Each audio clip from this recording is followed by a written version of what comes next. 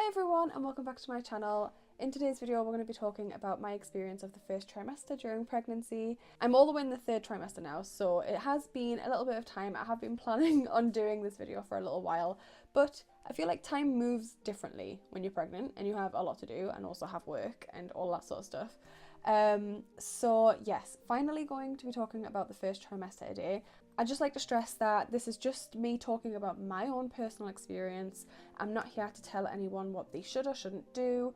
I'm not here to give any medical advice. It is purely just my experience. My experience might be a little bit more unique compared to the average pregnant person as well, because I have a few health complications thrown in, which I will be discussing throughout the video as well, and also how the NHS and my care team worked around that and supported me with this. Also, if I sound very out of breath, I'm 33 weeks pregnant now, so my lungs are getting a bit crushed now, and I do get really out of breath just from talking and having normal conversation these days. So I might have to keep stopping filming while I catch my breath for a second. Anyway, let's start with the basics. So we found out that I was pregnant in November 2022. I think I very specifically remember the date as well. I'm pretty sure it was the 18th of November when we did our first pregnancy test, and then we did another one the next day, and then we did another one within a week, just to be sure, you know. We did have a bit of a difficult time getting pregnant. It took us over a year. There was also a little bit of planning in place for us getting pregnant, working with my IBD care team and stuff like that, because I have an autoimmune disease and I'm on immunosuppressant medication, so that all had to be taken into consideration. But yeah, it took us a while to get pregnant. We had recently started infertility investigations, like literally like the month before that I actually got pregnant. We're really lucky that we did fall pregnant without any intervention. We didn't need any additional support to get pregnant. It just took longer than usual, I guess. So I think they actually call it subfertility rather than infertility, which means it takes longer than normal to get pregnant, or longer than average, sorry. Yeah, randomly one day I just woke up and felt like I needed to do a pregnancy test, and it was definitely too early. It was like a week before my period was due, and I had a really faint line, which is why I ended up waiting until the next day to do another test, and then I did another one within a week. Yeah, so we had just started infertility investigations. Eric had to go for like a sperm analysis, and I had to go and have like an internal ultrasound scan. But literally 2 days before I had that scan, I had a positive pregnancy test. So I contacted the clinic that I was going to for that, and they had basically said, still come in, we still need to check the health of everything. Obviously it's very early days. You don't know what's going to happen with pregnancy in the very early days, as sad as that sounds. So yeah, they were basically like, we still need to check, and they did. I went in for the early ultrasound scan. It was a bit of a scare because she said that she couldn't actually tell if I was pregnant or not from that scan. Again, it was very early days, and I feel like they have to be very careful with whether they say if you are or aren't pregnant when it's so early on. I would have only been like 4 weeks or earlier, if that. But it was a bit panicking, and it did worry me quite a lot, especially considering we had been trying for so long and I had a positive test. And yeah, so initially it was a bit stressful. I basically spoke to my GP. I said, this is actually causing me quite a lot of anxiety and stress, that now I don't know if I'm pregnant or not. I don't know how I'm supposed to go from 4 weeks now until 12 weeks before I have a scan to know for sure if I'm actually pregnant. That's hugely stress inducing.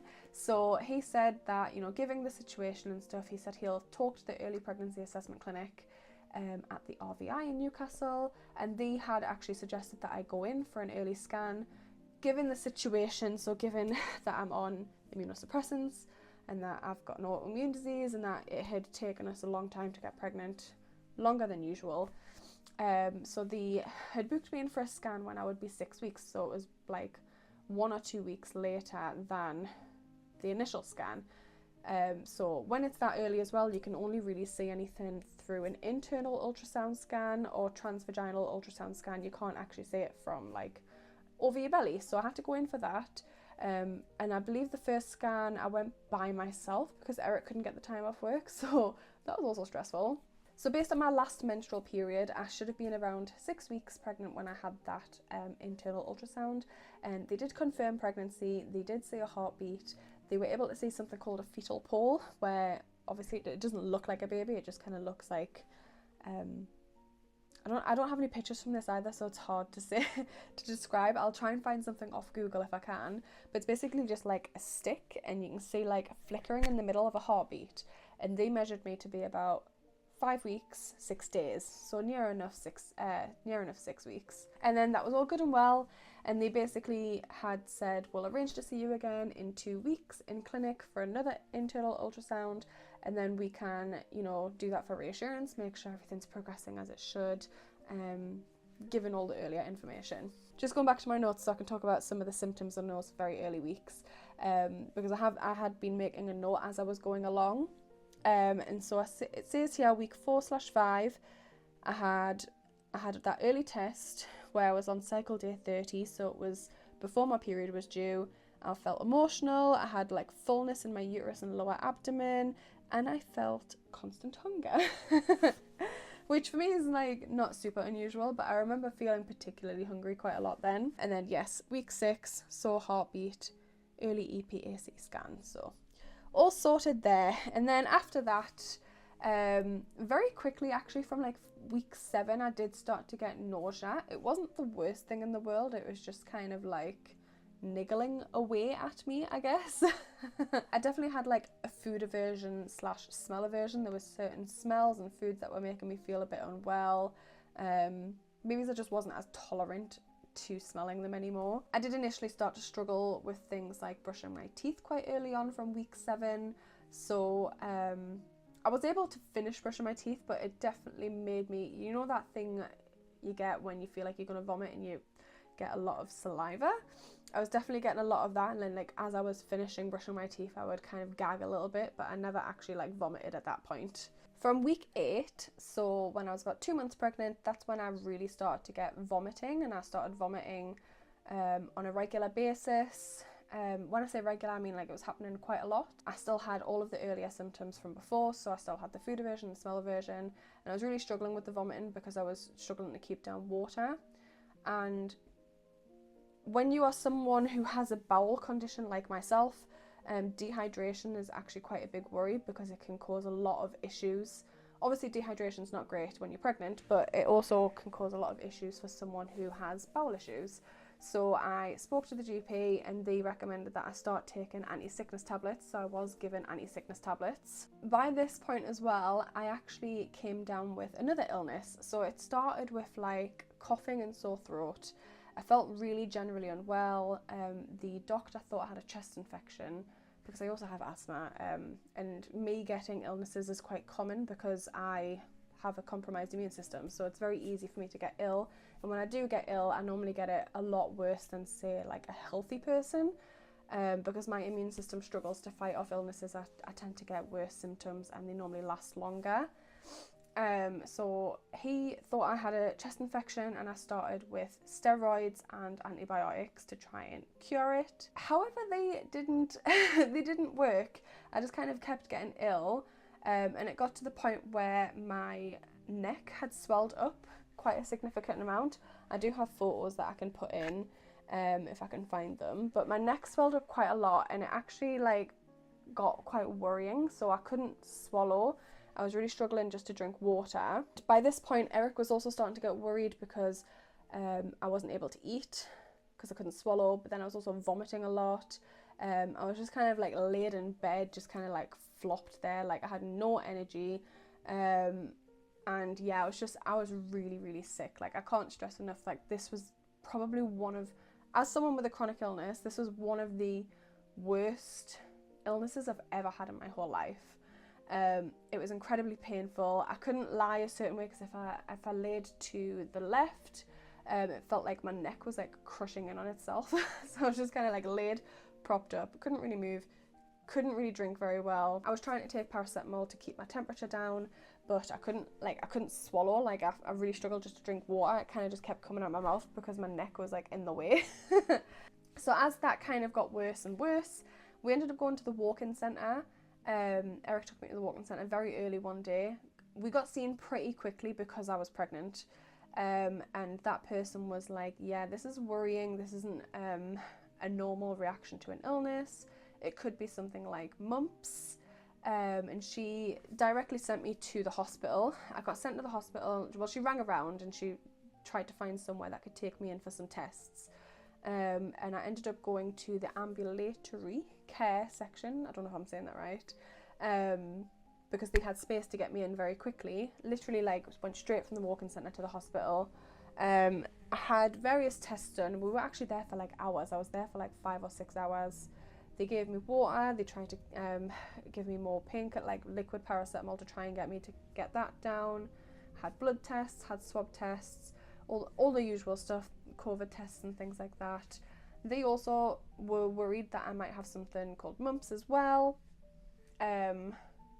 So they did a swab test for that, and they said to basically act as if I have mumps and self-isolate until we know for sure, until the results come back. So yeah, that all happened. And I was just really, really, really unwell. My neck was just like huge. I remember feeling so tired because I also wasn't sleeping very well. And yeah, they were basically like, we've done all the tests. There's nothing that much more we can do at the moment. Obviously, if you get a lot worse than this, please come back in and see someone or contact the midwife. But yeah, other than that, they couldn't really do anything. Like, I just needed to make sure I was trying to drink as much as possible and try and fight off this infection. Also, at this point, no one else knew I was pregnant. It was just Eric, so it was really hard to be going through all of that whilst also worrying about how this might be affecting the baby and the stress about it, because all of that hospital stuff was like totally unrelated to pregnancy. That was just an illness that my body had caught, that it was struggling a lot to fight off, and it was reacting quite badly to it because I'm an immunosuppressed person.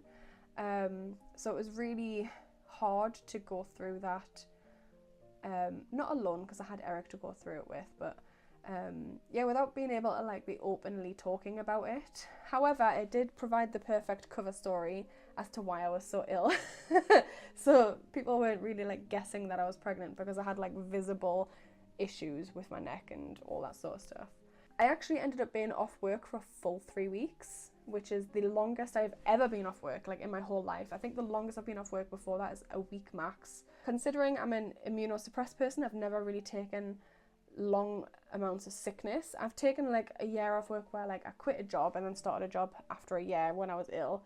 So that wasn't necessarily sick days, but it was just the weirdest experience.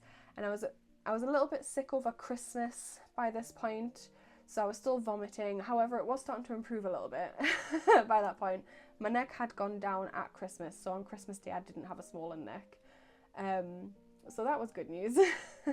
And also at this point, during being ill, I was supposed to have another scan. I was unable to have that scan because I was so unwell. So they rearranged it for just after Christmas. And I had that second early pregnancy assessment scan. By this point, it was quite worrying for me because I didn't know whether being that as sick as I was, having a high temperature for like 3 weeks, was going to have an effect on the baby's development. And I was just, I don't know, I was just really worried about it, especially when you've been trying for a baby for a little bit. You just want everything to go smoothly, and it wasn't going smooth for me at all at the time. So Eric was able to come to this scan with me, which was a really nice experience. It was nice to share this kind of like early moment experience that a lot of people don't often get if they have, say, like a complication-free pregnancy. We got to see the baby on the screen. It was really nice. The woman was like, well, I can definitely see that your pregnancy has progressed. The baby has grown a lot. And then, so the way it works is like they turn in the early pregnancy assessment clinic is they don't show you anything initially. They check first.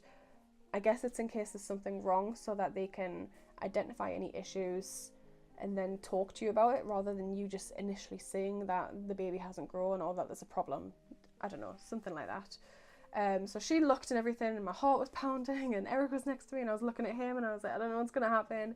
And then, yeah, she just kind of went, baby's grown, all nice and healthy. Like, she turned the screen around, and we could see the screen, and I just remember feeling just so relieved. I felt so much better knowing that everything had progressed. Also because I had become aware of the rates of miscarriages and when you're more likely to have a miscarriage and when you're less likely to. So by that point,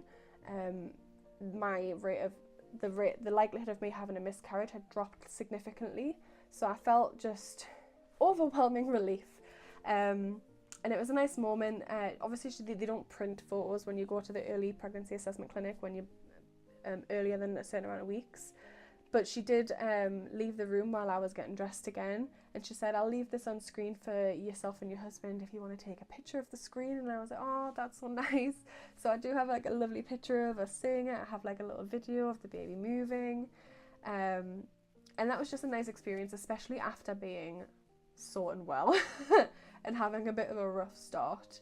Don't get me wrong, by this point I still had nausea and some vomiting. It was just nowhere near as much. I feel like I had a really significant amount of vomiting because I also had other illnesses whilst being pregnant. So that was a lovely experience, and we also had a private scan booked already, which would have been spaced out better, but because I ended up having to have the early pregnancy assessment clinic pushed back, they ended up falling really close to each other, which was fine because we wanted to get some printout photos for telling friends and family.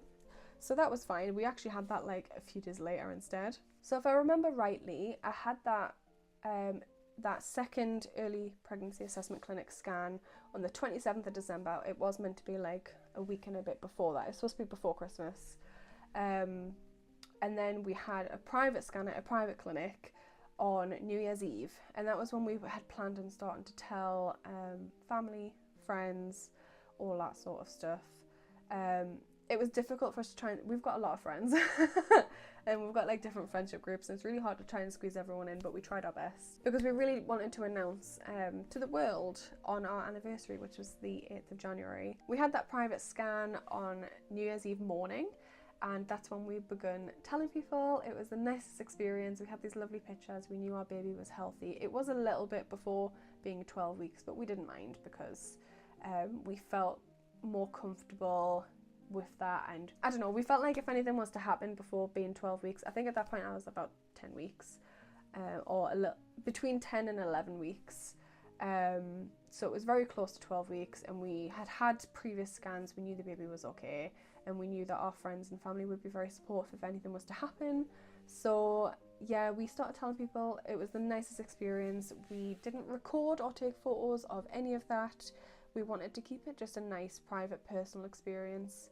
And a couple of people have asked me if I regret not getting reactions. I actually don't. I remember the moments very vividly, and it just feels more special and personal knowing that we experienced them just naturally and truly the way they were. We were able to like actually surprise people without it looking weird, like looking like we're got a camera in the corner or one of us is trying to film, and it was just the best time. I loved telling people. And yeah, almost no one had predicted that we were pregnant because I'd been so ill, and they just couldn't have known. Like, I hadn't seen people for a long time because I'd been ill, so it was like a really good cover up. Also at that obviously at the early pregnancy assessment scan, we have a little video where you could see like the limbs moving a little bit, but then when we went to the private scan, you could really see that the baby was moving, which was a really strange experience because you can't feel the baby at that point. You don't even really have a bump, or at least I didn't have a bump or anything at that point. I'd actually lost a significant amount of weight from being really unwell. I think I lost nearly a stone in weight at that point, which it's not recommended that anyone ever loses weight. Obviously it can't be helped if like you're ill, but yeah, it was just weird because I didn't necessarily feel pregnant. I just felt like I'd been really sick. So going back to my notes, a few of the symptoms I was experiencing as it got to like after being ill, because I don't really want to include too much during that sickness period because it would be hard to tell what was from pregnancy and what was from being ill, with things like vomiting and temperatures and stuff like that. So from week 10 and 11, I started writing things like, I started getting blood streaks when I was blowing my nose. As a pregnant person, you start to increase your blood volume, so things like that can happen and they're totally normal. I started to get lower backache. I also had my booking appointment at that point, which had to slightly change to what people usually experience because I was ill with contagious illnesses. So I had to do my initial appointment over the phone, which is where I spoke to the midwife. I answered all the usual questions that they ask you. So they'll ask a lot about your family history, about your health, medications, about your partner a little bit. And then I had to go in on a Friday after that to get my blood test done, have all my initial booking blood test done where they check everything is all right and stuff like that, health-wise. Whereas normally you have it all in person in one appointment, but I couldn't do that at the time until I had recovered from being ill. And then week 11, I wrote that that's when I started getting nosebleeds. Nosebleeds are recurring throughout my whole pregnancy. It's been probably one of the most irritating symptoms because I can never predict when it's going to happen. Like, it just happens out of nowhere, and I feel like thus far I've been so lucky that it's not happened in public. I have no idea how, because other times I'll just be like sat on the sofa downstairs and my nose will just start streaming with blood. So that's a very annoying symptom to have. I've had a lot of that. I have obviously, like, every symptom I have, I've spoke to my midwife about just to make sure that everything is okay. I also started getting more backache. I started feeling a lot more exhausted. I also had a lot of vomiting, especially when I was brushing my teeth, but I still kept vomiting like throughout the day. Certain smells and tastes and textures would set me off, and then I'd just vomit. It wasn't the nicest experience. I did not enjoy the vomiting whatsoever. And then we get to 12 weeks. By this point, I was really struggling to brush my teeth. I was finding that I would have to I wouldn't be able to brush my teeth in one go. I'd have to brush my teeth like in little bits several times a day, because if I tried to just brush my teeth once, like get them all done once, I would just vomit immediately after, and it would completely defeat the purpose of brushing my teeth, because then my teeth would just be left with acid on them. And also, once you've vomited, you can't brush your teeth again for another half an hour. It's like not good for your teeth to do that when you've got acid on your teeth. So yeah, I also found that I was unable to eat large meals. I was getting like really bloated, and if I ate over a certain amount, it would start to make me feel like I was going to be sick. Didn't always vomit at this point though. I just felt like I was going to be sick. I just felt constant nausea all the time. Couldn't eat big meals. Had to make sure I ate regularly though, because if I didn't eat enough, then I'd also feel sick. It was not ideal. I found that I did not want sweet foods at all. Like anything sweet, anything like fizzy sweet, chocolate, like ice cream, all of that was really off-putting. I just did not want any of it. It made me feel really sick. Even the thought of eating some made me feel sick. In fact, in some cases, Eric was unable to eat certain things around me because I could smell them. And that would make me feel really unwell. Actually, I remember baked beans being really bad. So for a lot of so normally I'm the chef of the house and I cook a lot of the meals. So during this period when I wasn't really having big meals, Eric was having like a lot more things like beans on toast for himself and stuff like that. And then I was having like different food. I was having like dry crackers, and I remember having like things like snack attacks quite a lot. Just stuff like that, like stuff that was like dry, bland, not much flavour. And I remember one day he made beans on toast and he put some garlic powder in the beans, and oh my god, that was just like one of the worst days. We had to shut all the doors. I had to be like at one end of the house and he had to be at the other end because just the smell was making me vomit. It was so bad. I found I was craving salty foods like crisps, crackers, things like that. And then I get to my 12-week scan where we found that everything was nice and healthy. Baby was growing totally fine. It was really reassuring. I did opt for the screening tests as well, where they test for certain abnormalities. I think one of them is Down syndrome and the other one's Edwards syndrome or I can't remember what they're called. But I found out that we were really low risk of that, so that was really reassuring as well. And Eric was able to come to this appointment.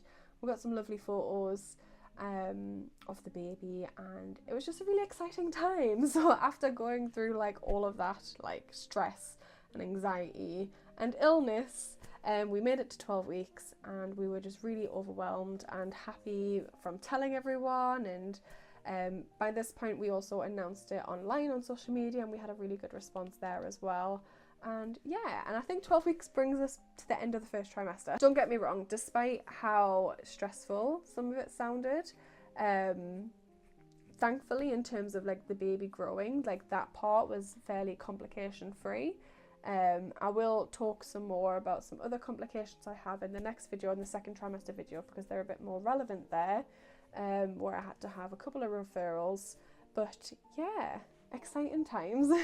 I should also mention as well that because of my condition and because of my medication and health, I from the very beginning had consultant-led care, which is where so like a healthy complication-free pregnancy, normally you just kind of have back and forward with your midwife, and then you go for your usual planned scans, which I think are 12 weeks and 20 weeks. But because I have further complications, I have a consultant with an obstetrician, but it's like a joint clinic, so at every consultant appointment I went to, there would be an obstetrician there, and there would also be a gastroenterologist there, who would basically work together to advise each other on their expertise. So obviously an obstetrician is an expert in pregnancy, and then gastroenterologist is an expert in gastro diseases and illnesses. So they would kind of work together, and it was decided that I would remain on my immunosuppressants throughout pregnancy, because the risk of me having a flare and that affecting the baby was far, far higher than the risk from the immunosuppressant medication, which thankfully thus far has been absolutely fine taking that medication. Baby's been growing perfectly the whole time.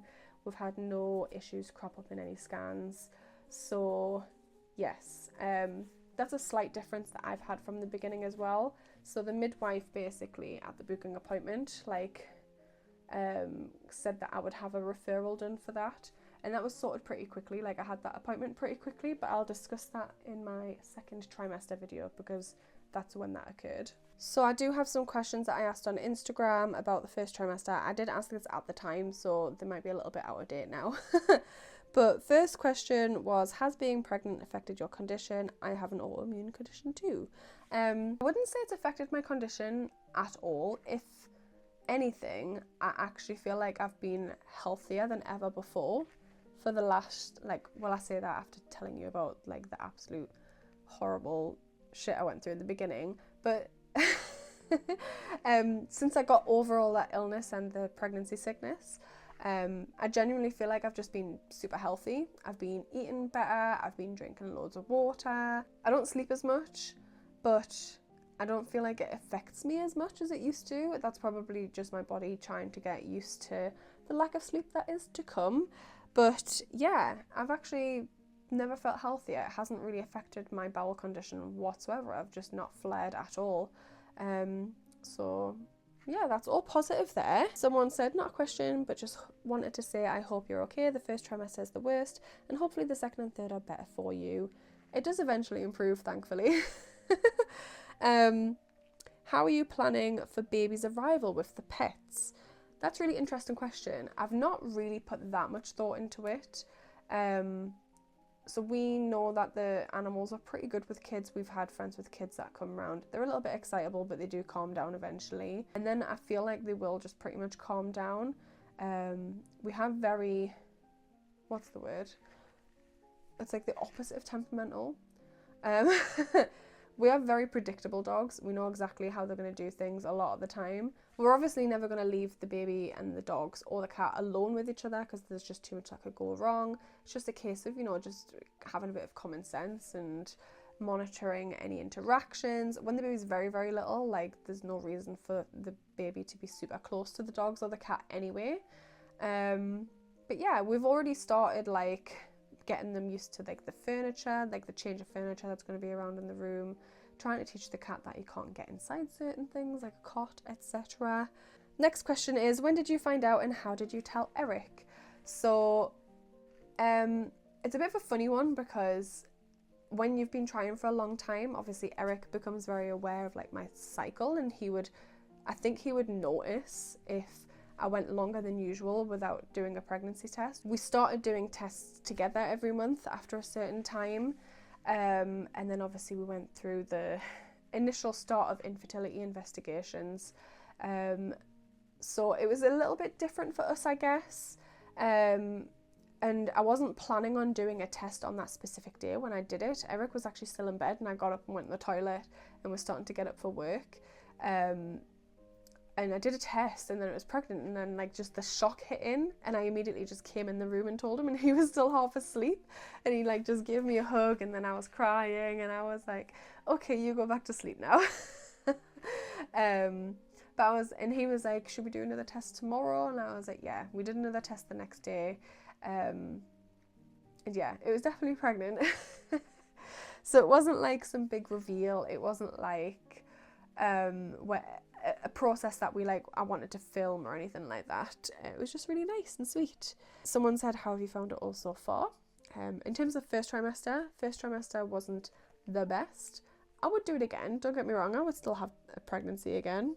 Someone also said, how have you been feeling, morning sickness or no? As discussed, I had really bad morning sickness. Actually, it was more like all day sickness.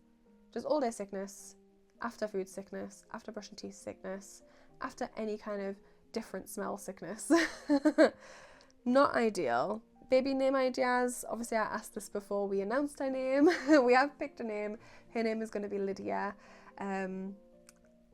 We just love the name so much. We had a few that we kind of liked and we were bouncing between, but then we couldn't like fully agree. Basically, me and Eric had like different views on what names we liked the most. Like we had different styles that we liked. So instead what we did was we went away and we wrote a massive list each, and then we wanted to see if anything matched up to be able to pick a name. And Lydia was the only name that matched on both lists. So we were like, that's our name, that's it. It's going to be Lydia. Yeah, I think that pretty much brings the first trimester to a close, and I will discuss more things in detail as I do the second trimester video and the third trimester video. Obviously I'm still in the third trimester video, so that might not be for a little while, but my second trimester video I am going to try and film and get up as quick as possible before I start forgetting things that happened. So yeah, I hope you enjoyed this video. If you did, don't forget to leave a like down below. Leave me any comments at all if you have any questions specifically about the second trimester. Also, if you have any comments at all about my medication whilst being pregnant, my illness while being pregnant, also because I have had previous LETS treatment and I needed to have a referral for possible preterm labour. So I'll be taking questions for all of that down below. And yeah, I hope you enjoyed the video and I will see you next time. Bye!